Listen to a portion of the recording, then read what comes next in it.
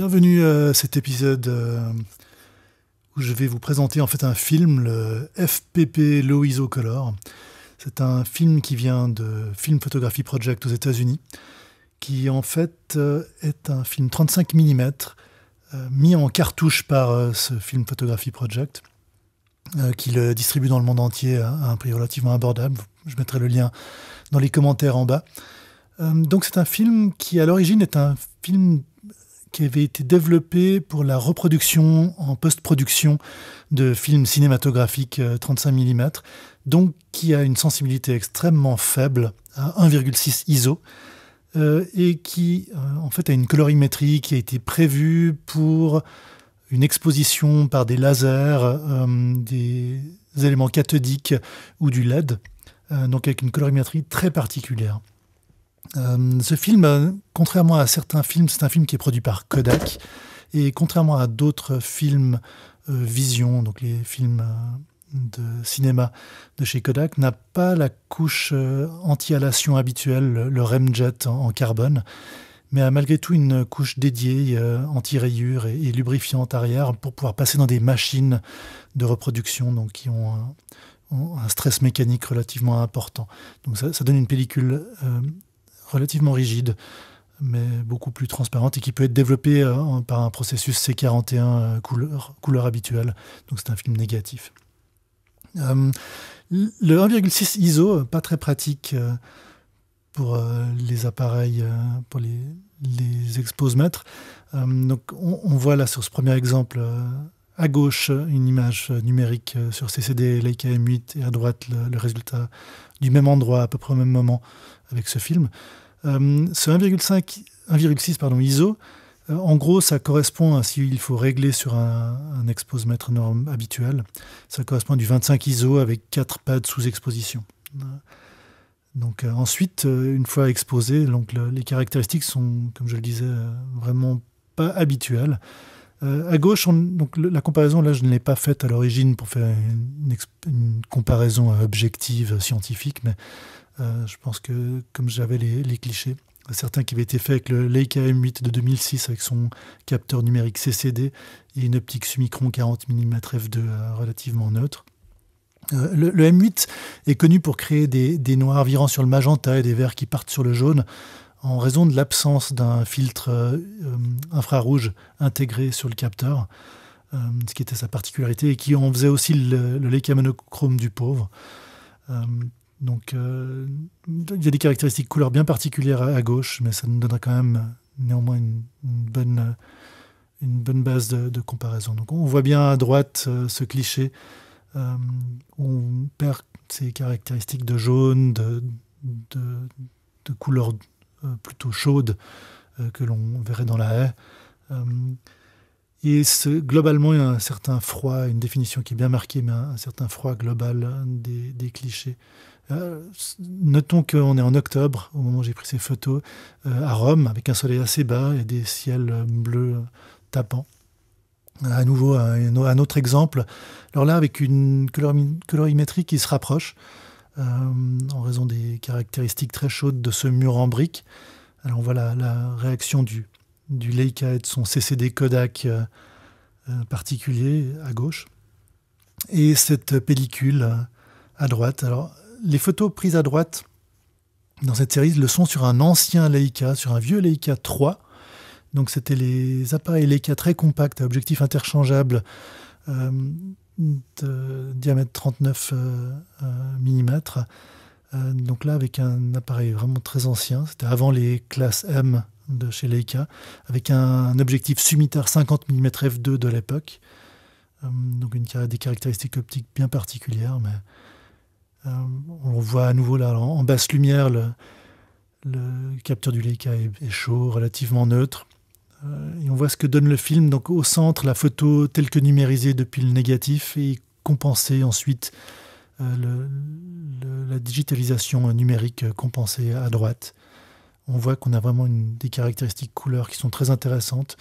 La tapisserie virait plus sur les dorés chauds, comme le Leica ressort, mais c'est intéressant de voir ce que l'on peut faire avec une pellicule aussi peu sensible. Même chose si on sature les couleurs, donc là c'est un lever de soleil.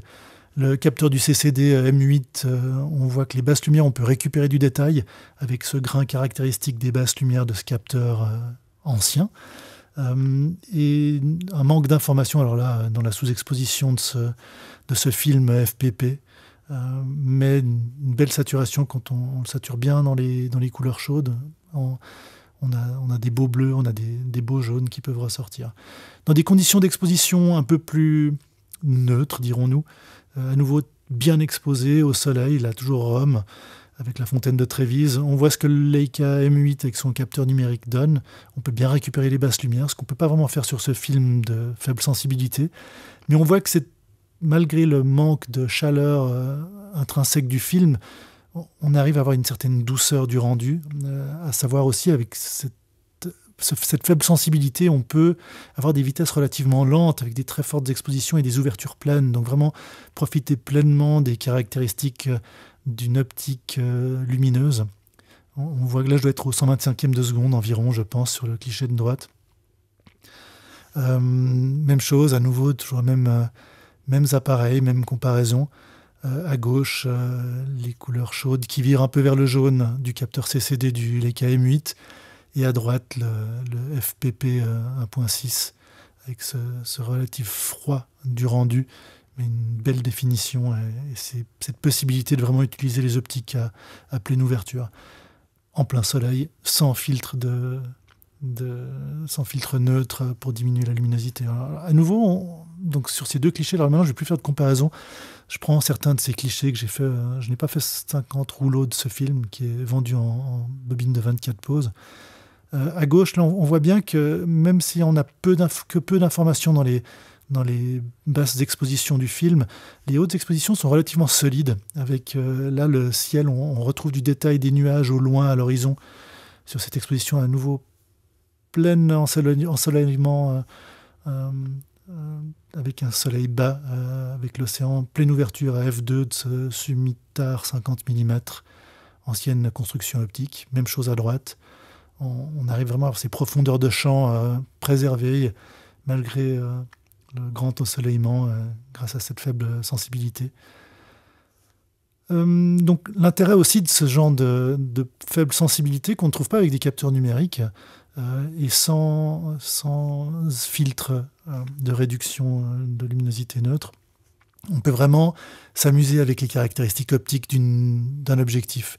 Dans ce cas-là, une ancienne construction, donc le Sumitar 50, on voit que le flair et les images fantômes de cette optique pleine ouverture, le soleil, du coucher de soleil en face, on arrive à faire quelque chose d'intéressant. Alors je ne veux pas évaluer la qualité artistique de ces images, mais je pense que c'est des exemples qui donnent une bonne idée de ce que l'on peut faire.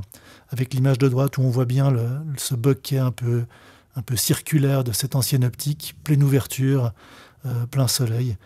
Donc une pellicule intéressante pour s'amuser, pour expérimenter, peut-être faire quelque chose d'autre.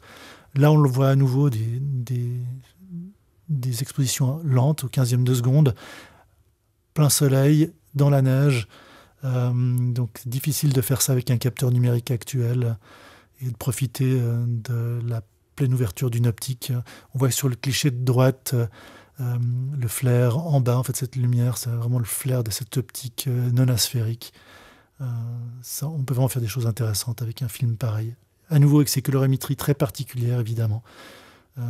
Maintenant, quelques exemples aussi. J'avais expérimenté avec un rouleau sur un Hasselblad X-Pan. Donc, c'est un appareil photo argentique qui fait des images panoramiques larges avec une largeur qui correspond en gros à du moyen format et une hauteur qui est le 35 mm. On voit ces rendus de couleurs très particuliers. La bande orange-rouge, j'en ai parlé dans une autre vidéo. C'est en fait simplement la lucarne arrière de mon Hasselblad, qui avait une petite lucarne qui permet de voir quel film est dedans. Mais en fait, là, je l'avais en bandoulière et le soleil tapait sur le dos de l'appareil pendant de longues minutes. Et donc, c'est le reflet de la durée d'ensoleillement du dos du boîtier. Là, ce n'est pas le cas. Sur ce cliché-là, il n'y avait pas eu suffisamment d'intervalle et d'exposition entre deux. Mais on voit à nouveau ce rendu, à savoir là c'est la baie de San Francisco au mois d'août, donc ciel bleu, azur, très forte exposition. On est à la pleine ouverture de ces optiques qui sont un peu moins lumineuses, c'est du 4.0, là c'est du 30 mm f4. Mais on voit ces rendus de couleurs très très particuliers de ce film, au grain très intéressant. Voilà, et encore un autre exemple, là à nouveau avec cette bande rouge, car la bobine avait été exposée pendant un certain temps. À savoir, sur le Hasselblad X-Pan, le film est entièrement embobiné autour de l'axe final, au début, quand on met le film dans l'appareil, et tranquillement il se remet dans la cartouche au fur et à mesure qu'on prend des clichés. C'est une particularité de cet appareil. À nouveau, un cliché qui donne une bonne idée de ce que peut faire ce film en termes de colorimétrie.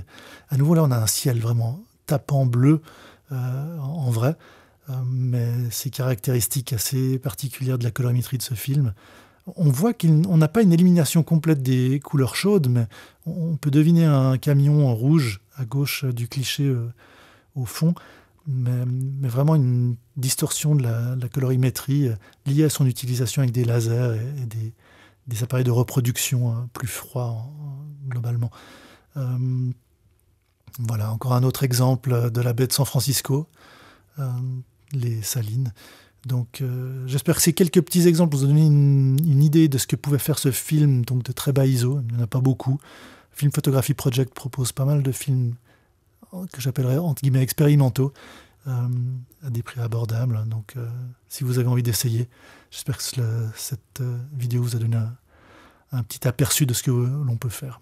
Et voilà, toujours n'hésitez pas à mettre des commentaires ou des questions plus bas en dessous de la vidéo. Et à bientôt!